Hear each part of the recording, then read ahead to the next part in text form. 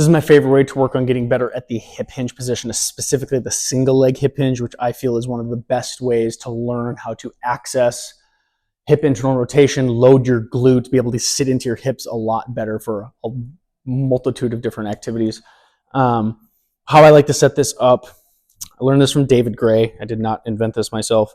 I'm going to start in a little bit of a split stance here. So a little bit of a split squat position, but a lot shorter step. So not as wide, nice and short. My front foot's going to be elevated on something. A plate works great. It can just be an inch or two is fine. This one's about 3 inches.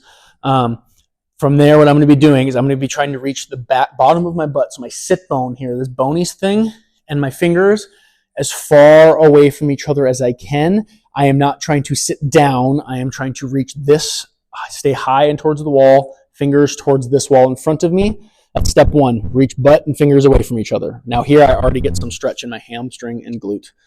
From that position, next step is to stay there. I want to stay nice and long through my spine here, no crunching or side bending anyway. Stay tall, and I'm going to use this back leg to shift all of my weight forward over top of this front leg. I should be able to pick up that back leg at any point. Okay? When I'm here, I should already start feeling some like good hamstring and glute work. The next step from here is basically just starting to play with like trying to get deeper into the position. So the first steps for most people are going to be make sure that my chest is not away from my foot. Get my chest and my belly button over top this leg, which usually just feels like yanking your pelvis here, and kind of turning your zipper towards this bottom leg. I'll show you guys all this from a different view as well. The most common cheats here are usually people are crunchy here, and that kind of swings them off to the side, and they just try to turn their shoulders. I need, again, spine to stay really long, so reach that butt and your hand as far away from each other as you can. And then I'm going to let this right side, the side I'm not putting weight on, I'm going to let that side kind of sink down towards the floor and keep this one here. That gets me a lot of back pocket stretch here. From the side here, you should see this butt cheek sitting farther back than this one. I should see more of this butt cheek. If I see this one, that means I'm turned away from that working leg. Turn into that side. And the final step is just hanging out here for the prescribed length of time, usually 30 seconds to a minute. And what we're going to do is just keep a full relaxed foot, weight over that foot. I'm trying to actively like stay along spine and try to pull myself slowly further and further into the motion.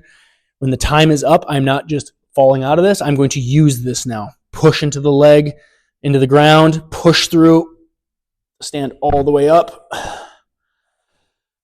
Whew. So I'll show you a view from the back. I'm going to do the other leg. That one's tired. Split stance.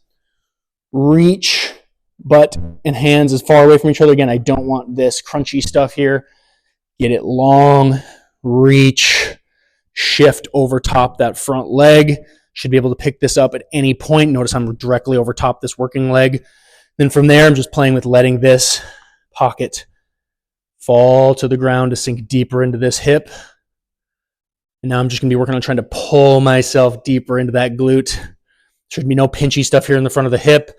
Should be just back pocket, some hamstring here. And I'm just going to hang on there for the prescribed length of time. And again, when you're done, you are not just falling out of this. You are pushing through the floor and to bring your hip forward like you're coming out of a deadlift.